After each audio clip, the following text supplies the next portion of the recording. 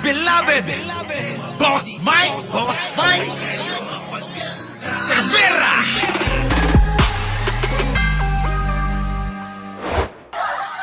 Ano? Martin Romualdez, aamin ka na ba? Baka naman hindi pa. Baka naman hindi pa, ha? Ini-etchos man lang kami. Pasok! Salamat ako sa... Tikita nyo mga kababayan ko, ha? Mukhang pinaghandaan mga kababayan. Kita nyo naman, namayat na. Martin Romualdez, namayat na? Oo. Kita nyo dati mga kababayan ko. Hindi nyo makita leeg neto. Ngayon mga kababayan ko, mukhang namayat sa kakaisip kung saan itatago yung mga pera neto. Di ba? Ayan na. Unang-una, nagpapasalamat ako sa ICI. I'm very glad that I was invited. Alam nyo mga kababayan, sa totoo lang, ganyan na ganyan yung mga trapong politiko. Ang galing magsalita. Nakakabilib. Yung ibang mahihina, paniwalang paniwala. Pero yung malalawak ang pangunawa, malabo na maniwala sa ganyang style. Di ba? Dapat pauwi na din si Ko. Susi ng katotohanan. Ayun na nga. Tapos nagsasalita ito na nananawagan na pauwi niya na raw. Pinapauwi ko na, pinapauwi ko na. Ako'y nananawagan na pinapauwi ko na si Shalde ko. Naniniwala ba kayo doon mga kababayan?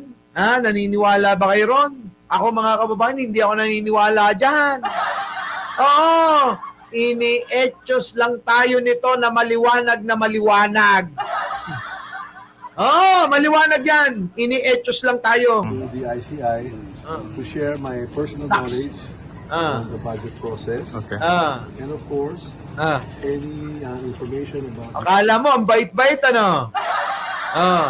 insertions on the flood control. That is the basis of my invitation. I'm glad to have shared any and all personal knowledge and information to the ICI because I want to help the ICI in its investigation, to support the investigation, the fact-finding, to resolve the issues surrounding the concerns of the ICI. Sir, So, papasalamat ako talaga sa member ng ICI that I was finally given an opportunity to share my side of the story. So, kumbaga sa ngayon po, it's about facts and evidence. Okay.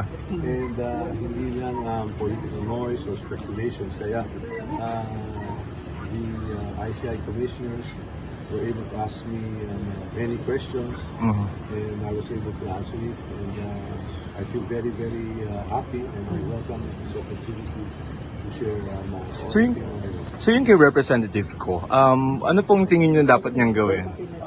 The ICI will have resource persons invited here and we shall await for the same. Sir, do you think he should come back to the country? Well, any and all resource persons who are invited here, we expect them to return.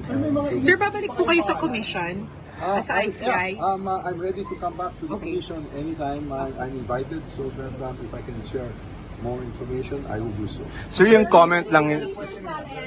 Sir, you want to release your SALN? I will do at the instance of the... Kita nyo mga kababayan, yung mga politiko, no? Mga kababayan, ako suyan-suya na sa mga ganyang mga style, Yung mga pinagsasabi, eto dito tayo mga kababayan ko, ha? May papanood ako sa inyo. Oo, ha? Panoorin nyo muna yung kadugtong neto, ha? Panoorin nyo muna. Sir, yung... Sir, pupunta po ba kayo sa DOJ? I'm not invited. Sir, yung kung sinabi nung witness ni Senator Marcoleta, would you like to comment yung kay Orly? Kasi... The mga witnesses that were presented are discredited already for having presented falsified documents in some of the testimony. And their testimonies have already been denied by the... But do you confirm po that he was part of your security? He's not part of my security. Thank you very much. So katatapos-tapos lang ang testimonya ni Dat.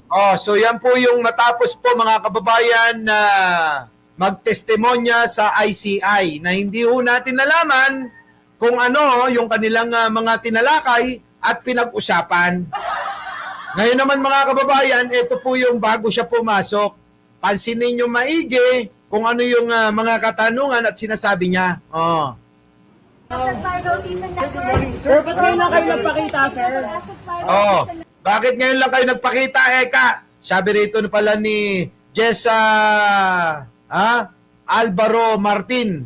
Boss Mike, di ba 2014 isa si Mr. Martin, si Mr. Martin Romualdez na pinakamayaman sa bansang Pilipinas? Oo. Alam nyo mga kababayan ko, eto lang yan, Hindi porke mayaman, hindi na magnanakaw yan. Tandaan nyo mga kababayan ko, isasabihin ko sa inyo, hindi porke mayaman na hindi na magnanakaw. Bigyan ko kayo ng example.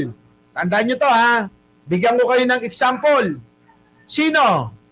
Di ba? Si mga bilyar, mayayaman na yan, pero nakaw pa rin ng nakaw. Ganun ho yan. Basta ito mga kababayan ko, ano ho ba ang intensyon ng isang politiko kung mayaman ka na at pumapasok ka pa sa politika? Di ba? Ibig sabihin, kailangan mo ng kapangyarihan, una, para maprotektahan yung mga negosyo mo, tapos mga kababayan, para mas lalong lumawak ang network mo, para kumita ng pera. Tignan nyo mga kababayan, sino? Sila Villanueva, mayayaman na yan Pero bakit nagnanakaw pa rin? Si Jinggoy, mga kababayan ko. Naging presidente na yung tatay, mayayaman na yan. Ilang beses naging mayor, bakit nagnanakaw pa rin? Kaya ho mga kababayan, Maring Jessa, hindi ho pwede na gawin ng excuse yung pagiging mayaman para hindi ho magnakaw. Tandaan nyo yan, eto na, pansinin nyo. Yes, sir. Nagpapasalamat ako sa Kita nyo, narinig nyo yon yung mga sumisig. Hoy! Hoy! Hoy! Mga pinipigil ho yung ibang magtanong Sa totoo lang, di ba? Mga pinipigil ho, sugar roll daw si Jinggoy, sabi ni Leonora Brown.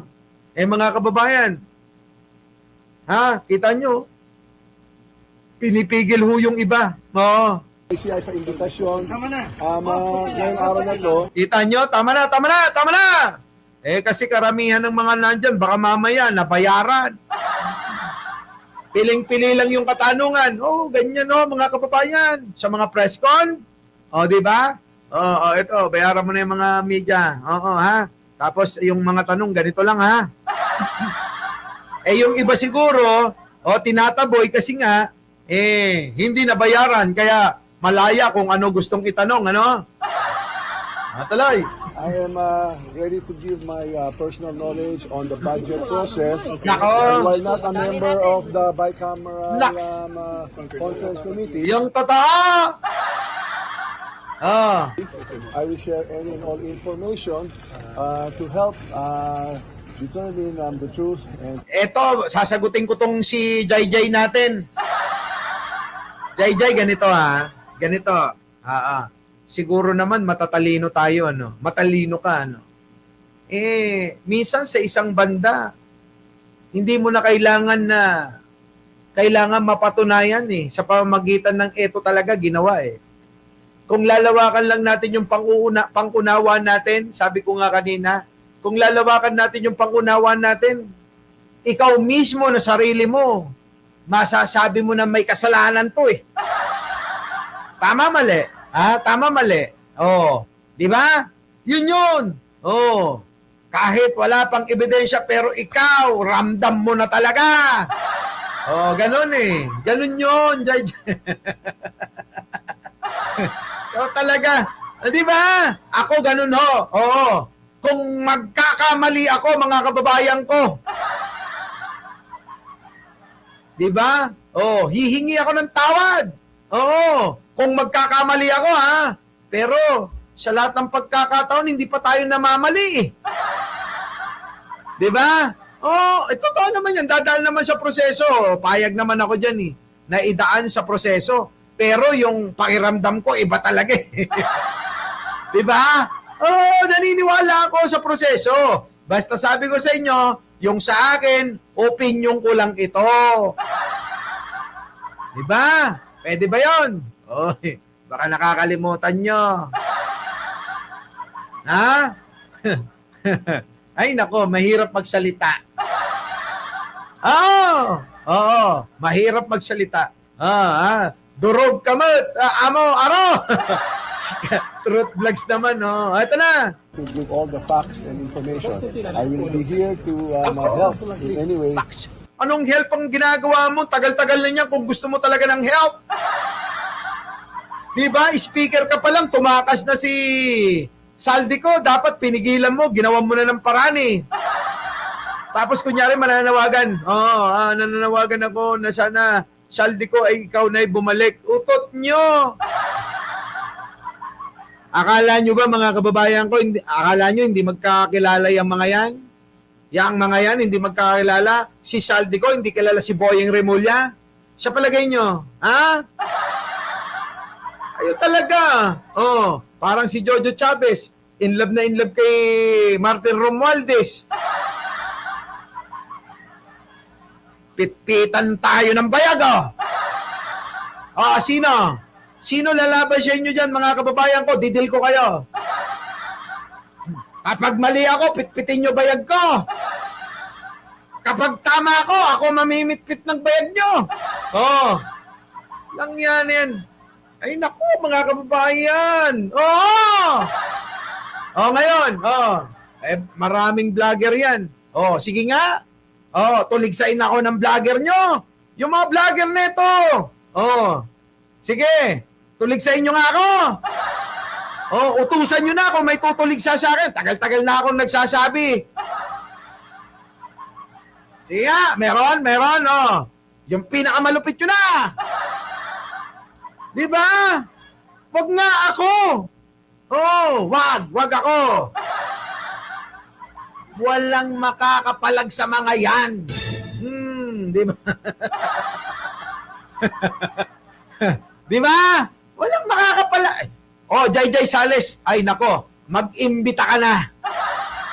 Sabihin mo sa kanila, si Mike Cervera, laging binabanatan si Martin Romualdez. Ganon. Ano masasabi nyo ron? Kanyo? Ganon. Di ba? Ganon. Sabihin nyo. Sige nga, subukan nyo kung sasagot yung mga yan. At subukan lang nila. Talagang yung bibig ko, rararatatat. Ganon. Di ba?